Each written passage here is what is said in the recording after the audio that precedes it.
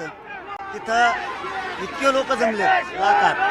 आज माझ्यासोबत आणखीन आपण देवेंद्र फडणवीस साहेबाला आयबीएन लोकमतच्या माध्यमातून प्रामाणिक विनंती करतो, ऐकत असाल तुम्ही आयबीएन लोकमत आत्ता हे शब्द मी पहिल्यांदा द्यायला लागलोय, आणखीनही तुमच्या हातातून गेलं नाही।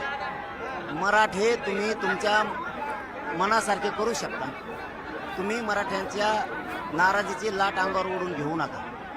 आणखी संधी गेली नाही, 20-30 लाख आत्ता आहेत, संध्याकाळपर्यंत करोडात जाऊ शकते ते लोक।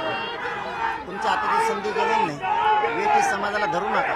आणखी सुद्धा समाज तुम्हाला डोक्यावर घेऊन आता ही आयबीएन लोकमतच्या माध्यमातून शब्द देतो, आमच्या सगळ्या मागण्याची अंमलबजावणी करा। मराठा नाराजीची लाट तुमच्या विरोधात उसळू देऊ नका। तुम्हाला आणखीन पुन्हा आयबीएन लोकमतच्या माध्यमातून तोच शब्द वापरतो, संधी आली तुम्हाला समाजाचं काम करून दाखवायची, गरीब मराठ्यांची काम करून दाखवायची।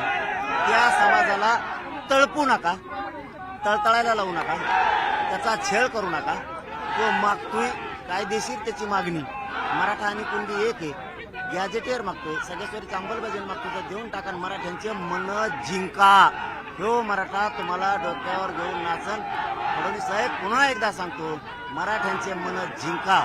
आणखीन बी आमची भावना तुमच्याविषयी चांगली आहे आणि चांगली होती, म्हणून मराठ्यांनी तुम्हाला सत्ता दिलेली। बरं, हा सल्ला आहे का त्यांना काय म्हणायचं याला विनंती आहे? विनंती केली आयबीएन लोकमतच्या माध्यमातून आणि सगळ्या मराठा समाजाच्या वतीनं। आम्ही आडमुठे नाही येत, आम्हाला राजकारण नाही करायचं, आम्हाला लोक महत्वाचे, जात महत्वाचे, लेकरं महत्वाचे, तर आरक्षण महत्वाचे। लोक जिंकायला संधी आली, जिंका। ही जर संधी जिंकली नाही तुम्ही, राजकीय करिअर संपलं एवढं तुम्ही लक्षात ठेवा। तुम्हाला वाटतं सत्ता आहे राहील, पण नंतर कवाच येणार नाही। मन जिंका आणि हे लोकांचा, मराठ्यांचा, गरिबाचा सन्मान करा, अपमान करू नका। पाटील ही सुरुवात आहे, आणखी मुंबई 6 किलोमीटर आलोय आपण। 6 किलोमीटर आलो आपण आताशी, 6 किलोमीटर मुंबई जायचं ते आता होईल। आम्ही तर जाणारच 29ला कायद्याचे सगळ्या नियमाचं पालन करून आमरण उपोषण 29 ऑगस्टला सकाळी 10 वाजता होणार आहे। पुन्हा तेच सांगतो, गरीब मराठी करोडो मुंबईला यायले।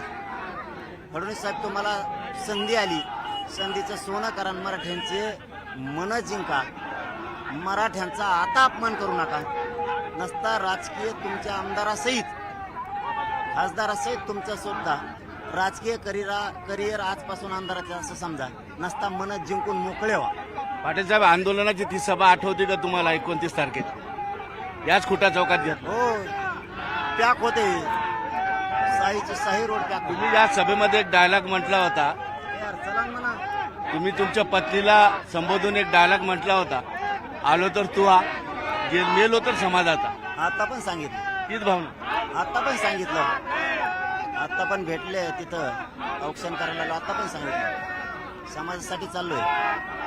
असं मरण समाजासाठी आलं तर कुणाला दोष नाही द्यायचा, कोणाच्या लेकराला नाही, काय नाही। आपल्या समाज, आपले लेकरं आहेत, आपलं कुटुंब आहे, आपला परिवार आहे, त्यांच्यासाठी लढायला चाललोय। कोणावर नाराज नाही व्हायचं।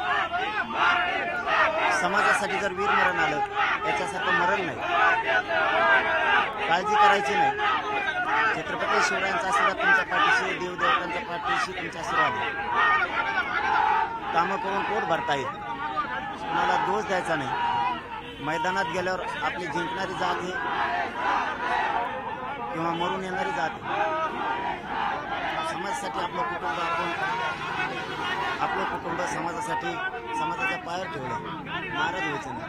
माझी मुलगी म्हणली समाजाला आरक्षणाची गरज आहे, या बारीनं आरक्षण घेऊन ये म्हणलं, बाळा आम्ही आरक्षण घेऊन ये।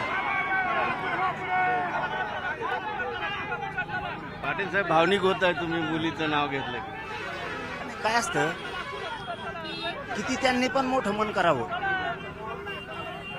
बाप चाललाय, कुपोषणाने शरीरात काय राहिलं नाही, मरणार आहे सगळ्याला माहिती आहे, कारण तेवढी शारीरिक ताकद नाही, शरीर घायल झालेलं आहे। तरी पण लेकरं पण म्हणले की समाजाला आरक्षण लय गरजेचं आहे, आता मात्र आणा.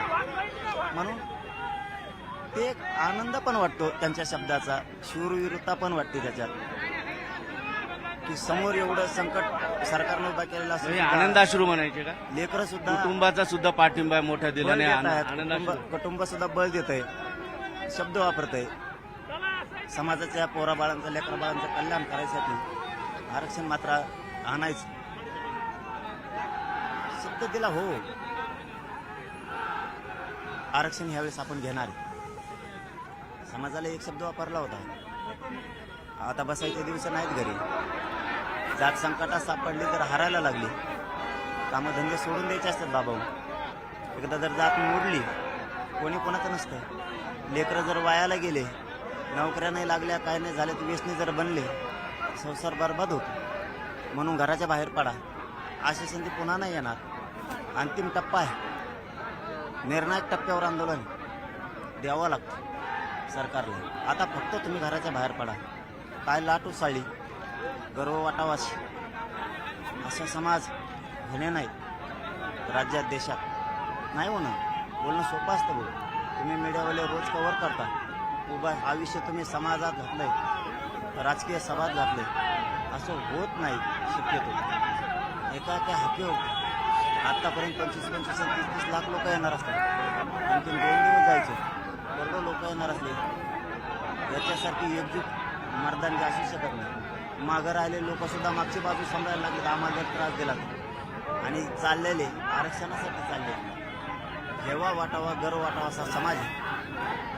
100% त्यांनी कामं सोडलेत, नोकऱ्या सोडल्यात, व्यवसाय सोडले. ह्यावेळेस मात्र विजय समाजाला द्यायचा म्हणजे द्यायचा. देवेंद्र फडणवीस गोळ्या जरी घातल्या आणि सगळ्याला जरी घातल्या तरी आम्ही मरायला तयार आहे, पण आता मागं हटायला तयार नाही. पुन्हा एकदा देवेंद्र फडणवीसांना प्रामाणिकपणे सांगतो, गोरगरीब मराठ्यांचे लेकर आहेत, वेदना आहेत, आरक्षण गरजेचं आहे. हट्ट सोडा मराठा देशाचा, मराठ्यांचा अपमान करायचा हट्ट सोडा. मराठा संपवायचा आहे तुम्हाला, आपण हट्ट सोडा. मराठ्यांच्या मनं जिंका आणि आलेल्या लोकांना त्यांचा सन्मान करा आणि सन्मानाने यांना आरक्षण द्या. या लोकांच्या मनं जर जिंकले, मरेपर्यंत तुमचा उपकार विसरणार नाही आणि तुम्हाला कधी पडू पण देणार नाही. मित्रत्वाची भूमिका निभावायला मराठा समाज हा देशाच्या पातळीवर खूप इमानदार समाज आहे. याचा मात्र आता अपमान करू नका.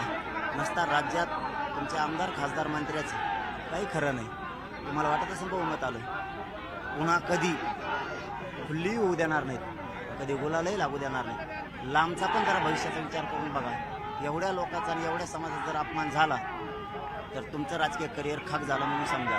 म्हणून पुन्हा एकदा सांगतो, हात जोडून विनंती करून सांगतो, या चौकात आज 2 वर्ष झालेत हक दिलेली आणि आम्ही विनंत्या करतो, पाया पडतो. आज पुन्हा एकदा विनंती आहे, समाजाच्या मनं जिंका, त्याचा सन्मान करा.